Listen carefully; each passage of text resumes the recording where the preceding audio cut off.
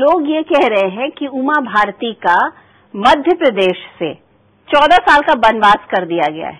शिवराज सिंह चौहान बिल्कुल नहीं चाहते थे कि आपकी पार्टी में वापसी हो।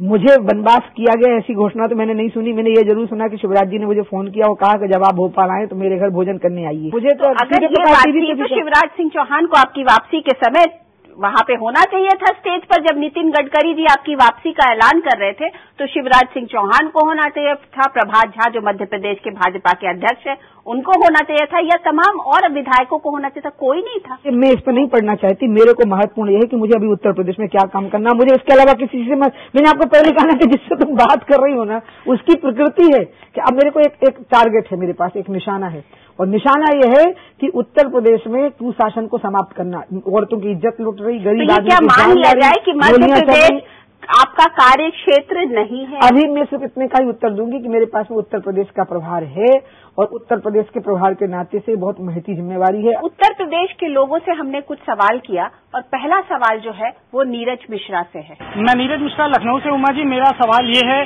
कि आपकी जो बीजेपी में वापसी हुई है वो क्या वोट बैंक की वजह से हुई है? क्योंकि जो यूपी की राजनीति है वो पूरी तरह से जातिगत आधार पर है और लोड वोट बैंक जो है काफी ज्यादा है। क्या इसलिए आप जो है बीजेपी में जो है आपकी वापसी हुई है? नहीं, मेरी जो वापसी हुई है वो नीरज आपके लिए हुई है कि उत्तर प्रदेश के लोग सुख शांति का जीवन जी सके, इसके लिए बीएसपी के कुशासन की समाप्ति हो सके, और इसके लिए भारतीय जनता पार्टी के लाखों कार्यकर्ताओं के साथ में मिलकर के मैं वहां परिवर्तन ला सकूं, इसके लिए हुई है। इसलिए वापसी नीरज के लिए, खुद के लिए हुई है। उमा जी, दूसरे हैं अमित शर्मा, उनका भी सवाल लेते हैं और जानते हैं उनका क्या सवाल है। उमा जी, मैं लखनऊ से अमित शर्मा। मैं आपसे एक सवाल करना चाहता हूँ कि आप मध्य प्रदेश की हैं, तो आप यूपी में जो यूपी की जनता है उसके लिए आप क्या करना चाहेंगी? मैं मध्य प्रदेश की हूँ लेकिन मैं यूपी की प्रभारी हूँ। आपके यहाँ तो सोनिया गांधी जी सांसद हैं और राहुल गांधी जी भी सांसद हैं, तो जब बाहर के लोग आपके यहाँ सांसद हो सकते हैं तो आप मेरे प्रभारी होने पे आपत्ति कैसे कर सकते हैं? दिग्विजय सिंह जी भी प्रभारी हैं और भी लोग प्रभारी हैं। प्रभारी तो बाहर के ही होते हैं, उस राज्य के नहीं होते हैं। उमा जी, ये तीसरा सवाल है नीरा विज का। देखिए, सुनते क्या पूछ रही है ये। मैं लखनऊ से नीरा विज बोल रही हूँ और मेरा उमा भारती जी से ये सवाल है कि वो यूपी में, उत्तर प्रदेश में महिलाओं के लिए क्या करना चाहती हैं? नीरा, तुम बहुत सुंदर लग रही हो और मैं महिलाओं के लिए उत्तर प्रदेश में मानती हूँ कि दो चीजें बहुत जरूरी हैं।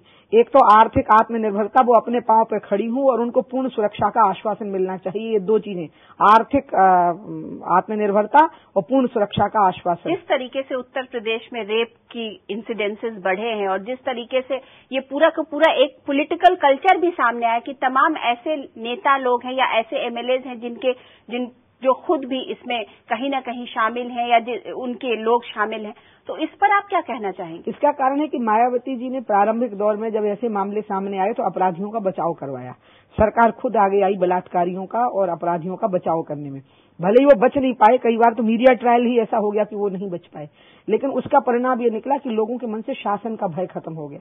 और अपराधी के मन में से अगर शासन का भय खत्म हो जाए तो उसका पहला शिकार दो लोग होते हैं, या तो गरीब या महिलाएं, और क्योंकि वो कमजोर होते हैं। तो इसलिए उत्तर प्रदेश में गरीब वर्ग शिकार हुआ इसका और महिलाएं इसकी शिकार हुई। इसलिए मैं पूरी तरह से इसको मायावती को दोषी मानती हूँ इस बात के लिए कि उन्होंने अपराधियों को एक प्रकार से खुली छूट दी और अपराधियों के अंदर अपने बारे में डर पैदा नहीं। उमा जी, ये एक अंतिम सवाल लेते हैं दीप्ति का लखनऊ से। हेलो उमा जी, मैं लखनऊ से दीप्ति बोल रही हूँ। मैं आपसे ये पूछना चाहती हूँ कि आप जैसे बीजेपी से पहले चली गई थी और अब दोबारा आपको बीजेपी लेके आ रही है, तो कहीं ऐसा तो नहीं है कि आपके सारे वो राम मंदिर का मुद्दा एक बार फिर से उठाना चाहती है? दीप्ति भी बहुत प्यारी लग रही है। मैं दीप्ति को इतना सुंदर देखने के लिए बहुत बधाई देती हूँ और मैं उसको बताना चाहती हूँ कि इस चुनाव में मुद्दा होगा भ्रष्टाचार और अपराध। राम मंदिर हमारी आस्था है और राम मंदिर पर हमारी आस्था हमेशा बनी रहेगी। तो उमा जी, ये जो सारे सवाल ये जनता कर रही है वही सवाल सबके मन में है, वही सवाल हमारे भी मन में है, तो इसलिए ये लाजमी है कि आपसे वही सारे सवाल उठाए जाएं जो जनता के सही सवाल हैं। तो मेरे ख्याल से जनता की जो अपेक्षा है उत्तर प्रदेश की वो यह है कि वहाँ भ्रष्टाचार और अपराध से लोगों को मुक्ति मिले। राम मंदिर हमारी आस्था का विषय है, हम अपनी जान दे देंगे राम मंदिर के लिए, लेकिन अभी चुनाव में और इलेक्शन में जो मुद्दे होंगे वो भ्रष्टाचार और अपराध होगा। और इसलिए मेरा आपसे भी निवेदन है कि न्यूज़ 24 की नजर भी इसी बात पे पड़ती रहे।